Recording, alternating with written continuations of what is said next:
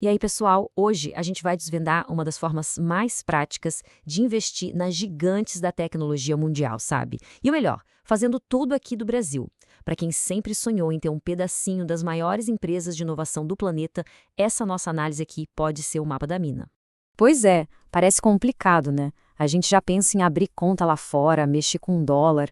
Mas e se eu te dissesse que existe um atalho, um jeito muito mais simples, negociado direto na nossa bolsa B3? A gente está falando desses nomes aí, ó, empresas que não só fazem parte do nosso dia a dia, mas que estão literalmente definindo o futuro da tecnologia. São as líderes em inovação global e a ideia de ter uma fatia disso tudo numa carteira de investimentos é, com certeza, o sonho de muito investidor. E para a gente entender como isso é possível, se liga no nosso roteiro de hoje. Primeiro, a gente vai falar sobre esse sonho de investir em tech. Depois, vamos desvendar o que é o tal do ETF NASD11. Aí a gente passa para as vantagens, os riscos que tem que ficar de olho, um guia prático de como investir e, no final, a gente ajuda a pensar na decisão. Bora lá? Bom, vamos lá. O grande desafio para nós, brasileiros, sempre foi a complexidade, né? Investir direto lá fora pode parecer um bicho de sete cabeças para muita gente, mas é justamente aí que entra uma solução bem inteligente. E essa solução tem nome e sobrenome. ETF NASD11. É ele que abre essa porta para o universo da tecnologia de um jeito bem descomplicado. Mas afinal, o que é isso e como é que funciona? Então, a lógica é a seguinte: o NASD11 é como se fosse um pacotão que copia a performance das 100 maiores empresas de tecnologia da Nasdaq. Ou seja, quando alguém compra uma cota desse fundo, está comprando indiretamente um pedacinho de todas essas empresas de uma vez só.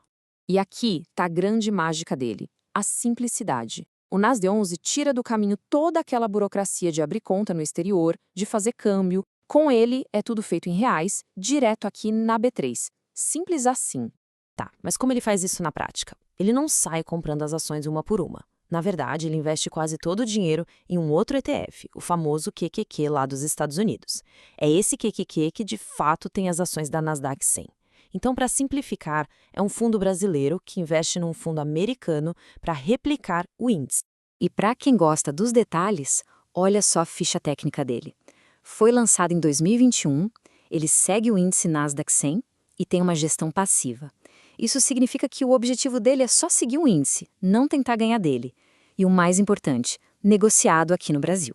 E claro, como quase tudo no mundo dos investimentos, tem um custo. A taxa de administração é de 0,30% ao ano.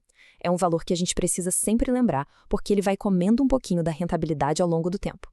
Beleza, agora que a gente já entendeu o que é e como funciona, vamos ver por que alguém colocaria o NASD11 na sua carteira. Quais são as vantagens? Olha, as vantagens são bem claras. A primeira de todas é a diversificação. Pensa só, com uma ordem de compra, a pessoa já se expõe a 100 empresas gigantes. A acessibilidade também é um ponto forte, já que a negociação é em reais, como qualquer ação aqui. Além disso, tem a alta liquidez, ou seja, é fácil de comprar e vender. E claro, você está conectado com o desempenho histórico de um dos principais índices de tecnologia do mundo. Mas, nem tudo são flores, né? Nenhum investimento é livre de riscos. E para fazer uma análise completa, de verdade, a gente precisa ser realista e olhar o outro lado da moeda. O primeiro grande ponto de atenção é a concentração. Como o foco é quase todo em tecnologia, se rolar uma crise nesse setor, o ETF pode sofrer bastante. A taxa de administração, como a gente falou, é um custo que está sempre lá. E tem o risco cambial, que é tão importante que a gente vai ver ele com mais calma. E claro, ao focar tanto em tech, outros setores importantes da economia, tipo o financeiro, ficam de fora. Presta atenção nisso aqui porque é crucial para a gente no Brasil. O valor da cota do NASD11 depende de duas coisas: do desempenho das ações lá nos Estados Unidos e da variação do dólar aqui. Se o dólar cai, ou seja, o real fica mais forte, o retorno em reais pode diminuir, mesmo que as empresas tenham ido bem. Agora, se o dólar sobe, ele pode turbinar o retorno, servindo até como uma proteção. É uma faca de dois gumes mesmo. Ok, já entendemos o que é, os prós, os contras. Agora, vamos ao que interessa. Como é que se compra esse negócio na prática? E olha, o processo é bobo de tão simples. É idêntico a comprar uma ação qualquer. É só ter uma conta numa corretora brasileira, transferir o dinheiro para lá, buscar pelo código NASD11, dizer quantas cotas quer comprar e pronto, enviar a ordem. Moleza! Bom, chegamos na reta final. Hora de juntar tudo que a gente viu. Com todas essas informações na mão, como é que a gente decide se o NASD11 faz ou não sentido para uma estratégia de investimento? E aí vem a pergunta de R$ 1 milhão. Vale a pena ou não investir no NASD11? A resposta, como quase sempre, não é um simples sim ou não. A verdade é a seguinte: o NASD11 pode ser sim uma ferramenta excelente.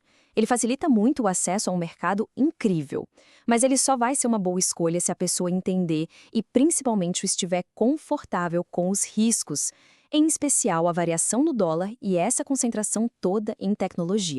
No fim das contas, a lição é essa. O NASD11 não deve ser visto como uma bala de prata, um investimento isolado. Ele é uma peça que precisa ser encaixada num plano maior, numa carteira bem pensada que respeite os objetivos e a tolerância ao risco de cada um. E para fechar, fica aqui essa reflexão. Entender exatamente como uma peça global como o NASD11 se encaixa no quebra-cabeça de uma carteira equilibrada, esse é o verdadeiro segredo para usar essa ferramenta tão poderosa do jeito mais inteligente possível. A análise, como sempre, continua.